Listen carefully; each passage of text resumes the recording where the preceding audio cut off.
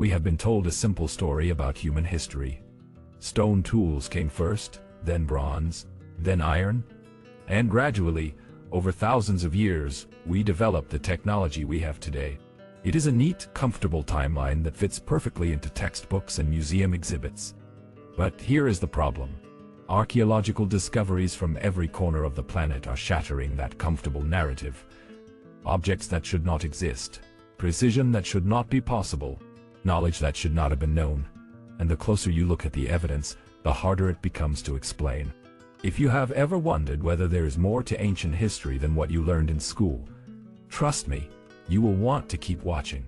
Because after this video, you might never see the past the same way again. Let us start with something that seems impossible until you hold it in your hands. The ancient Egyptian stone vases. Thousands of these vessels were discovered beneath the Step Pyramid at Saqqara, dating back over 4,500 years. At first glance, they look like simple containers. Beautiful, certainly, but not remarkable. Then engineers started measuring them.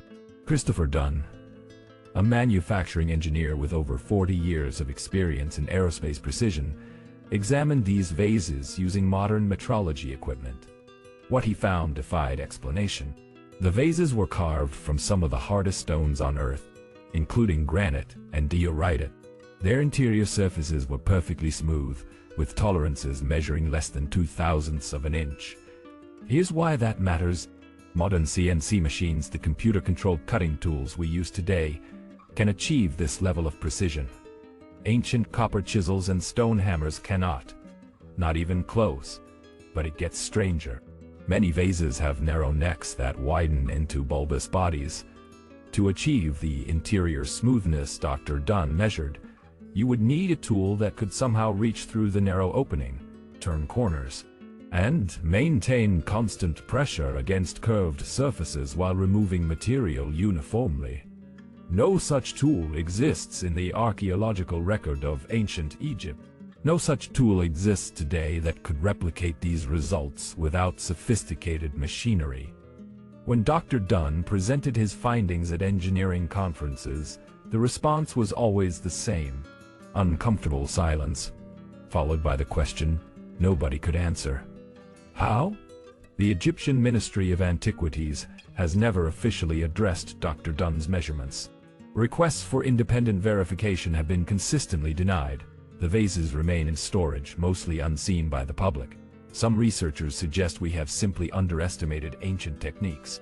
Others argue that entire chapters of human technological history have been lost. And a few whisper, something more unsettling, that perhaps the timeline we have been taught is fundamentally wrong. But ancient precision is not limited to Egypt. Travel 8,000 miles to the highlands of Bolivia, and you will find something that challenges everything we think we know about pre-Columbian engineering.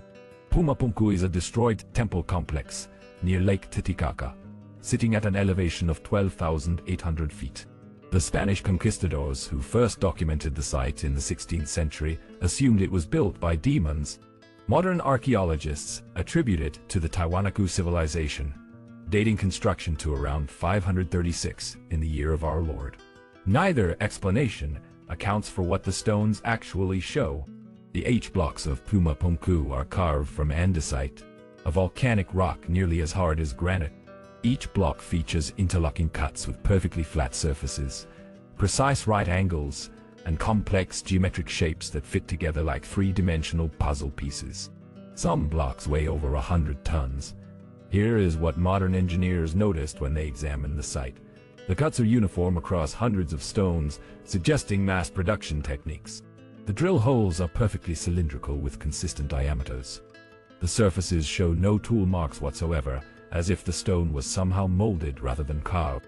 Dr. Alexey Vranich from University of California, Los Angeles, spent years studying Pumapunku and admitted in a 2009 interview that certain aspects of the construction remain unexplainable. How did they achieve such precision at scale? How did they move blocks of that weight to an altitude where oxygen is scarce and temperatures drop below freezing? How did they work the hardest stone available with bronze tools that would have been useless against andesite?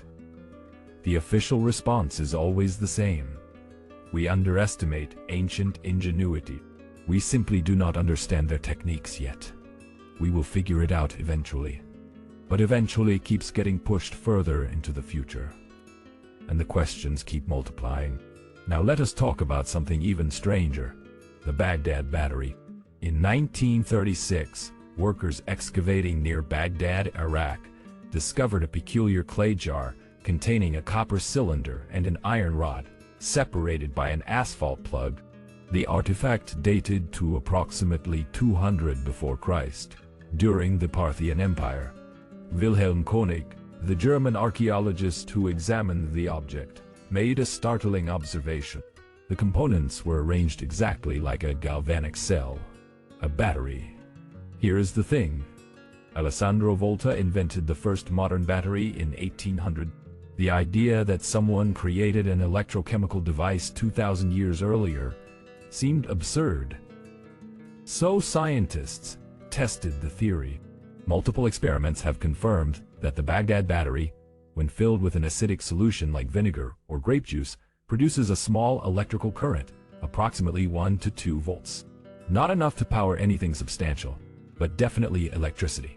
What were the Parthians doing with electricity in 200 before Christ? The leading theory suggests electroplating, using electrical current to coat objects with thin layers of gold or silver. And indeed, analysis of some Parthian jewelry shows evidence of electroplating techniques that should not have been possible without electricity. But mainstream archaeology largely ignores these findings. The Baghdad battery is rarely mentioned in textbooks. Museum displays describe it as a ritual object or storage vessel.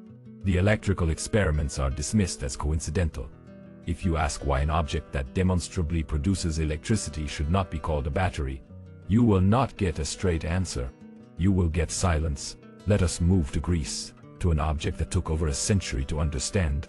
The Antikythera mechanism was recovered from a Roman-era shipwreck in 1901, encrusted with coral and barely recognizable. For decades it sat in a museum drawer, classified as a curiosity. Then the X-ray imaging revealed what was inside. The Antikythera mechanism contains at least 30 interlocking bronze gears, precisely cut with triangular teeth. When operated correctly, it tracks the positions of the Sun, Moon, and 5 visible planets. It predicts lunar and solar eclipses. It even accounts for the irregular orbit of the Moon using a sophisticated gear train that compensates for elliptical motion. This device dates to approximately 150 before Christ. Here is why that is impossible. Nothing even remotely comparable appears in the historical record for another 1,000–1,500 years. The next known geared mechanism of similar complexity is from 14th century Europe. The astronomical knowledge required to design the Antikythera mechanism was not fully understood until Johannes Kepler's work in the 17th century. So, where did it come from? The mechanism shows evidence of precision manufacturing, with gear teeth cut to tolerances that would be impressive even today. The bronze alloy was carefully selected for durability. The design assumes mathematical knowledge that Greeks of that era were not supposed to possess. Dr. Tony Freeth, who led the most comprehensive modern study of the mechanism, described it as more valuable than the Mona Lisa. He also admitted that its existence raises profound questions about what the ancient Greeks actually knew, and whether that knowledge was lost, destroyed, or deliberately hidden. The Antikythera mechanism is now the most studied artifact in archaeological history. And somehow, that makes its existence more mysterious, not less. Because if the Greeks could build this, what else could they build? And where did it all go? Now let us discuss something that should not be possible at all. The Longyou Caves in China. In 1992, a farmer in Zhejiang province decided to drain a pond that locals had always assumed was bottomless. What he discovered changed everything. Beneath the water lay an enormous underground chamber, carved entirely from solid sandstone. Then another was found, and another was found. To date, 36 massive artificial caves have been discovered, covering over 300,000 square feet combined. The caves feature ceilings reaching 100 feet high, supported by carefully carved columns. The walls are covered with parallel chisel marks, uniform in spacing and depth, suggesting incredible control during excavation. An estimated 1 million cubic meters of rock was removed.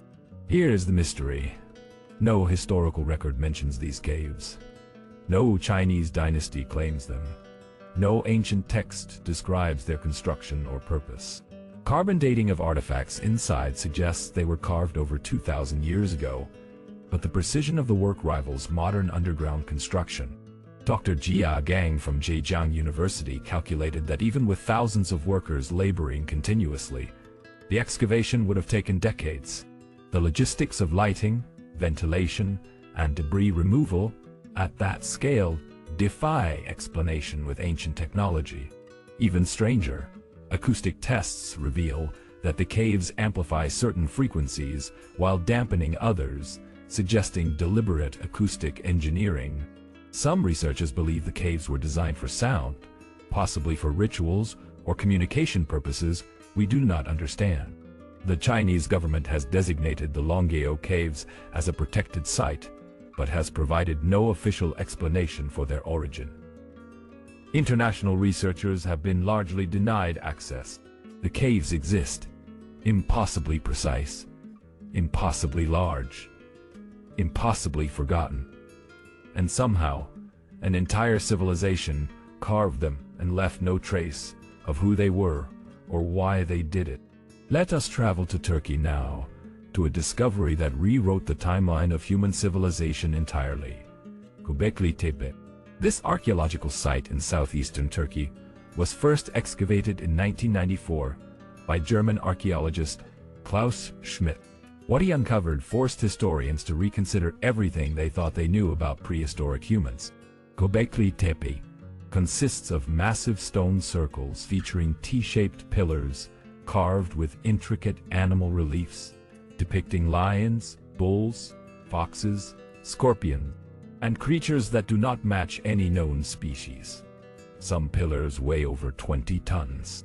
The site dates to approximately 9,600 before Christ, making it 6,000 years older than Stonehenge and 7,000 years older than the Great Pyramid. Here is why that is a problem. According to conventional archaeology, humans in 9,600 before Christ were hunter-gatherers. They had not invented agriculture, writing, metal tools, or permanent settlements. They were supposed to be living in small nomadic bands, focused entirely on survival. Gobekli Tepe suggests they were building monumental architecture instead. The site required coordinated labor from hundreds or thousands of workers. It required the ability to quarry, transport, and precisely position multi-ton stones. It required artistic skills, engineering knowledge, and social organization that should not have existed for another 5 millennia.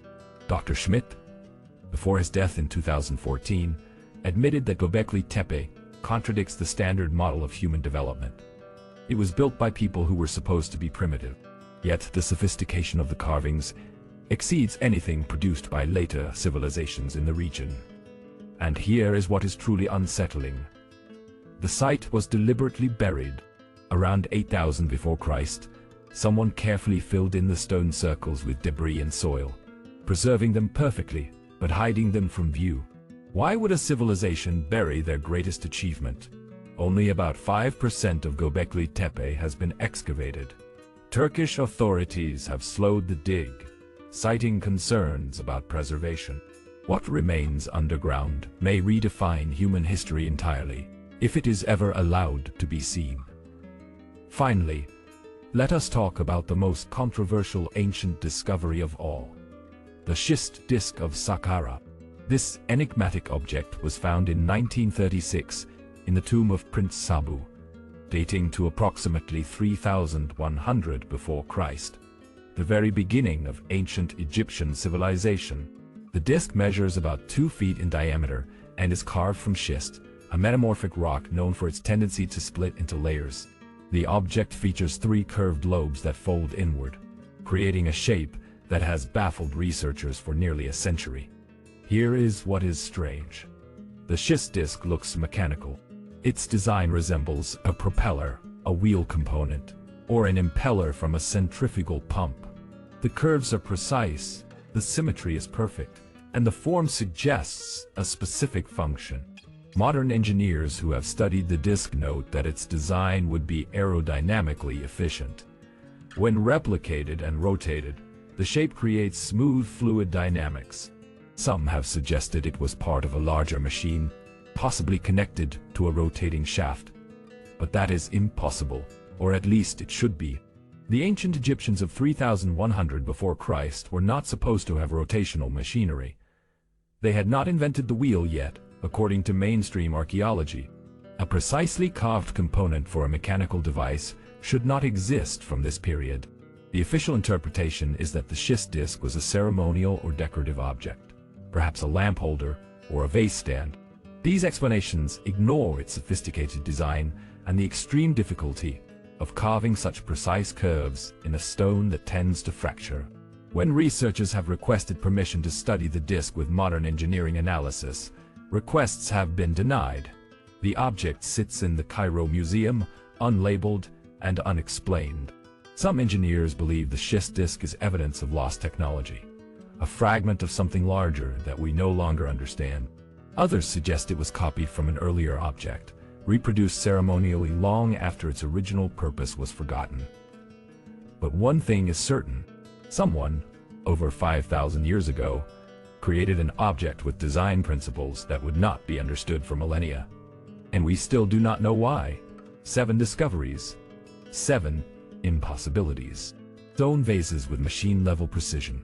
Interlocking megaliths of impossible hardness. Ancient batteries that actually work. A computer built 2,000 years before computers existed. Caves that swallowed a civilization's memory. Temples that predate agriculture. And a stone disc that looks like it belongs in a factory, not a pharaoh's tomb. What connects them? Perhaps nothing. Perhaps they are isolated anomalies, each with mundane explanations that simply have not been found yet. Or perhaps they are fragments of something larger. Evidence of knowledge that was once widespread and then lost. Technologies that rose and fell before recorded history began. Civilizations whose greatest achievements were buried, destroyed, or forgotten. Here is the uncomfortable truth. We do not know what we do not know. Our timeline of human history is based on what survived, not on what existed. Fire, flood time, and deliberate destruction have erased more than they have preserved. When an artifact does not fit the timeline, science has 2 options: expand the timeline or ignore the artifact. You have seen which option usually wins. If you have made it this far, thank you. Leave a like if any of these discoveries challenged what you thought you knew. Tell us in the comments which artifact you find most impossible to explain, and which ancient mystery you want us to explore next. Subscribe to join us as we continue investigating the gaps in history, the objects that should not exist, and the questions that mainstream archaeology prefers to leave unanswered. Because some mysteries are not unsolved. They are just inconvenient. And inconvenient questions have a way of revealing the most important truths.